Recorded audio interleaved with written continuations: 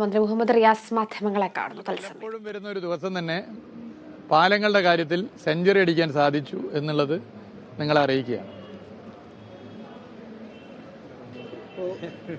കോഴിക്കോടടക്കം മത്സര ചിത്രം ഏതാണ്ട് തെളിഞ്ഞിരിക്കുകയാണ്. എങ്ങനെയായിരിക്കും ലോക്സഭാ തെരഞ്ഞെടുപ്പ്? അല്ല, മത്സര ചിത്രം വളരെ വ്യക്തമായല്ലോ. ഇപ്പോൾ കോഴിക്കോട്ട് നോക്കിയാൽ നമ്മളിപ്പോൾ കാണുന്നത് കോഴിക്കോട് മാത്രമല്ല, വടകര നോക്കിയാൽ കാണുന്നത് വടകര മാത്രമല്ല, കേരളത്തിൽ 20 സീറ്റ് നോക്കിയ കേരളം മാത്രമല്ല.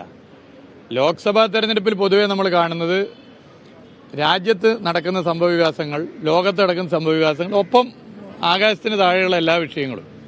ഇപ്പം നമ്മളിവിടെ നിന്ന് നോക്കുമ്പോൾ എന്താ കാണുന്നത്? ഹിമാചൽ പ്രദേശിൽ വിശ്വാസവഞ്ചന നടത്തിയ കോൺഗ്രസ് പാർട്ടിയാണ്. അതിവിടെ തെരഞ്ഞെടുപ്പിൽ സ്വാധീനിക്കും. 2019 ലോക്സഭാ തെരഞ്ഞെടുപ്പിൽ വോട്ടർമാർ തെറ്റായ ഒരു പ്രചരണത്തിൽ പെട്ടുപോയി. ഞാൻ നേരത്തെ പറഞ്ഞാണ്, അത് സ്വാധീനിക്കപ്പെട്ട ഒരു സംഭവം രാജസ്ഥാൻ, മധ്യപ്രദേശ് സംസ്ഥാന തെരഞ്ഞെടുപ്പുകളുടെ ഫലം കൂടിയായിരുന്നു.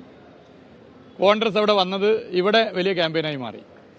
എന്നാൽ ഇപ്പോൾ ഈ 2024 തെരഞ്ഞെടുപ്പിലെത്തുമ്പോൾ ജനങ്ങൾ കാണുന്നത്, നമ്മളൊക്കെ കാണുന്നത്, ഹിമാചൽ പ്രദേശിൽ രാജ്യസഭാ സീറ്റിൽ കോൺഗ്രസിൻ്റെ MLA മാർ കൂറുമാറി BJPക്ക് വോട്ട് ചെയ്ത് BJP വിജയിപ്പിച്ചു. ഇതിന് വലിയൊരു നാണക്കേടുണ്ടോ? ഹിമാചൽ പ്രദേശിൽ 68 നിയമസഭാ സീറ്റിൽ 40 വിജയിച്ചത് കൈപ്പത്തി ചിഹ്നത്തിൽ മത്സരിച്ച് ജയിച്ചവരാണ്. അവർക്ക് കൈപ്പത്തി ചിഹ്നത്തിൽ ജനങ്ങൾ വോട്ട് ചെയ്ത് വിജയത്തിലെത്തിക്കാൻ കാരണമായത് BJPക്കെതിരെ ഫൈറ്റ് ചെയ്യും എന്നുള്ള ഒരു ധാരണയുടെ ഭാഗമായിട്ടാണ്. എന്നിട്ട് അവർ തന്നെ വോട്ട് മാറ്റി ചെയ്യണം. ഇങ്ങനെയൊരു നാണക്കേടുണ്ടോ? പരാജയപ്പെട്ട സ്ഥാനാർത്ഥി ദേശീയ നേതാവാണ് അഭിഷേക് സിംഗ്വി. അദ്ദേഹം പറഞ്ഞു, എൻ്റെ കൂടെ രാത്രി ഭക്ഷണം കഴിച്ച് ആളുകളാണ് വോട്ട് മാറ്റി ചെയ്തത്, എൻ്റെ കൂടെ രാവിലെ ബ്രേക്ക്ഫാസ്റ്റ് കഴിച്ചവരാണ് മാറ്റി ചെയ്യുന്നത്. മനുഷ്യന്മാർ ഏതൊക്കെ തരത്തിലുണ്ട് എന്ന് എനിക്കിതിലൂടെ മനസ്സിലായി എന്ന് അദ്ദേഹം പറഞ്ഞത്.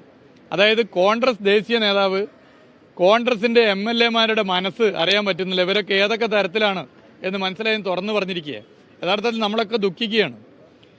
ആ രാജ്യസഭാ സീറ്റിൽ BJP വിജയിച്ചതിൽ നമ്മളൊക്കെ ദുഃഖിക്കുകയാണ്. അപ്പോൾ ഇങ്ങനെ BJP സ്ഥാനാർത്ഥിയെ നിർത്തുമ്പോൾ തന്നെ മനസ്സിലാക്കേണ്ടതായിരുന്നു ഇതിലെന്തോ അടിയൊഴുക്കുണ്ട്. കാരണം അനുഭവം നമ്മുടെ മുമ്പിലുണ്ടല്ലോ. റിസോർട്ടിൻ്റെ രാഷ്ട്രീയവും ലോകമുണ്ടായതിനു ശേഷം മുഹമ്മദ് റിയാസ് മാധ്യമങ്ങളെ കാണുന്ന തത്സമയ ദൃശ്യങ്ങളാണ് കണ്ടത്.